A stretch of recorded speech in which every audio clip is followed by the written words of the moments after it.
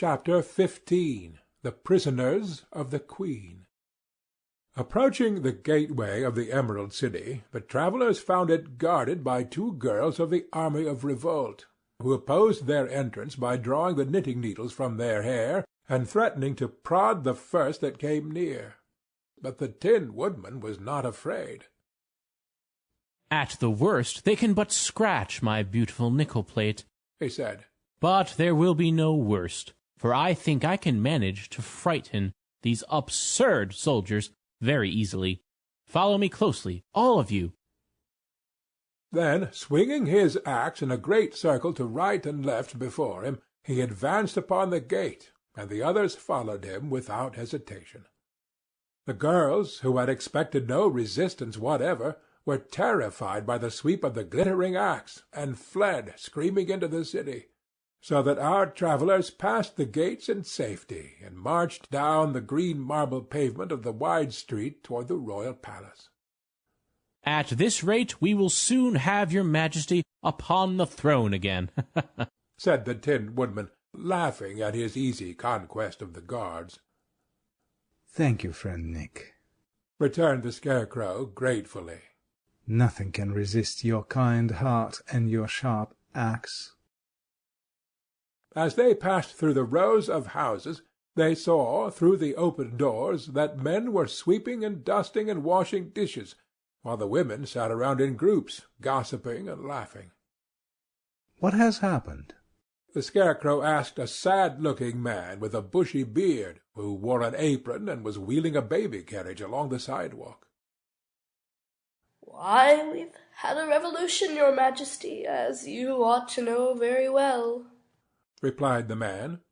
"And since you went away, the women have been running things to suit themselves, and I'm glad you have decided to come back and restore order. For doing housework and minding the children is wearing out the strength of every man in the Emerald City." Said the Scarecrow thoughtfully. "If it is such hard work as you say, how did the women manage it so easily?" "I really do not know," replied the man with a deep sigh. "Perhaps women are made of cast iron." No movement was made, as they passed along the street, to oppose their progress. Several of the women stopped their gossip long enough to cast curious looks upon our friends, but immediately they would turn away with a laugh or a sneer and resume their chatter.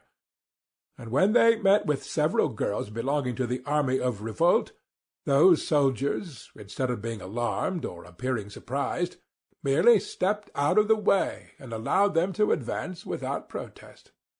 This action rendered the Scarecrow uneasy. "I'm afraid we are walking into a trap," said he. "Nonsense," returned Nick Chopper confidently. "The silly creatures are conquered already." But the Scarecrow shook his head in a way that expressed doubt, and Tip said, "It's too easy altogether. Look out for trouble ahead." "I will," returned his Majesty. Unopposed, they reached the royal palace and marched up the marble steps, which had once been thickly crusted with emeralds, but were now filled with tiny holes where the jewels had been ruthlessly torn from their settings by the army of revolt.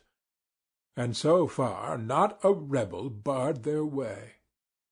Through the arched hallways and into the magnificent throne-room marched the Tin Woodman and his followers, and here, when the green silken curtains fell behind them, they saw a curious sight. Seated within the glittering throne was General Ginger, with the Scarecrow's second-best crown upon her head and the royal sceptre in her right hand. A box of caramels, from which she was eating, rested in her lap, and the girl seemed entirely at ease in her royal surroundings. The Scarecrow stepped forward and confronted her, while the Tin Woodman leaned upon his axe, and the others formed a half-circle back of his Majesty's person. "How dare you sit on my throne?" demanded the Scarecrow, sternly eyeing the intruder. "Don't you know you are guilty of treason, and that there is a law against treason?" The throne belongs to whoever is able to take it," answered Ginger, as she slowly ate another caramel. "I have taken it, as you see.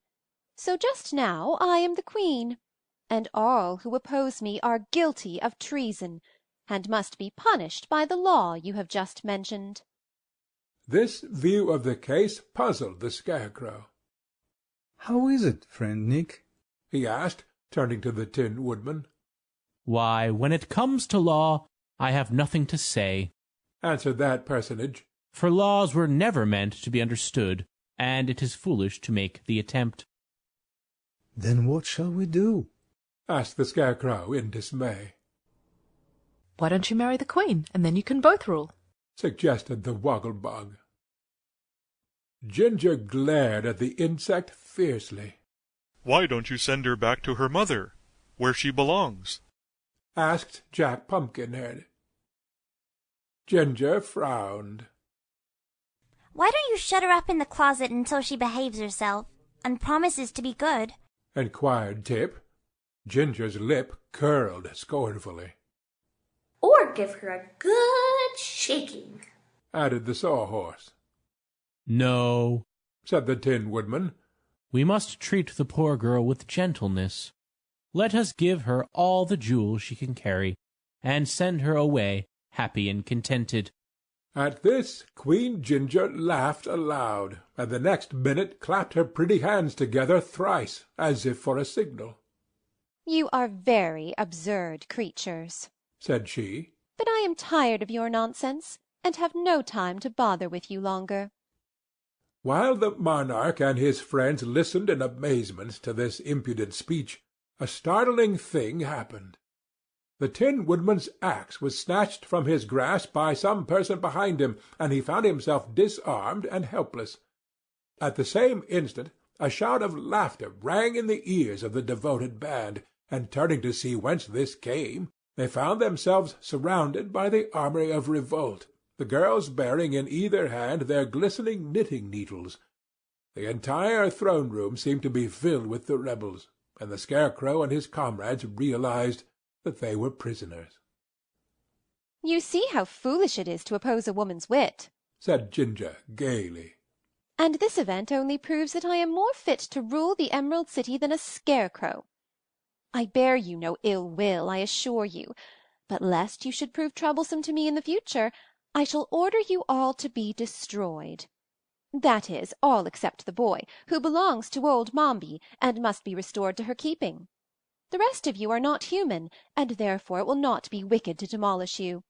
The Sawhorse and the Pumpkinhead's body I will have chopped up for kindling wood, and the pumpkin shall be made into tarts.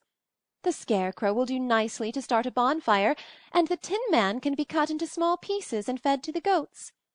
As for this immense Woggle-Bug—" "Highly magnified, if you please," interrupted the insect.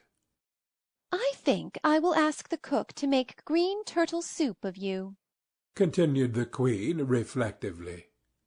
The Woggle-Bug shuddered.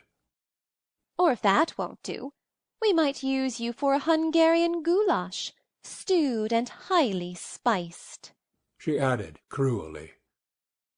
This programme of extermination was so terrible that the prisoners looked upon one another in a panic of fear. The Scarecrow alone did not give way to despair. He stood quietly before the Queen, and his brow was wrinkled in deep thought as he strove to find some means to escape. While thus engaged, he felt the straw within his breast move gently. At once his expression changed from sadness to joy, and raising his hand he quickly unbuttoned the front of his jacket. This action did not pass unnoticed by the crowd of girls clustering about him, but none of them suspected what he was doing until a tiny gray mouse leaped from his bosom to the floor and scampered away between the feet of the army of revolt. Another mouse quickly followed, then another and another in rapid succession, and suddenly such a scream of terror went up from the army that it might easily have filled the stoutest heart with consternation. The flight that ensued turned to a stampede, and the stampede to a panic. For while the startled mice rushed wildly about the room, the Scarecrow had only time to note a whirl of skirts and a twinkling of feet as the girls disappeared from the palace, pushing and crowding one another in their mad efforts to escape. The Queen, at the first alarm, stood up on the cushions of the throne and began to dance frantically upon her tiptoes.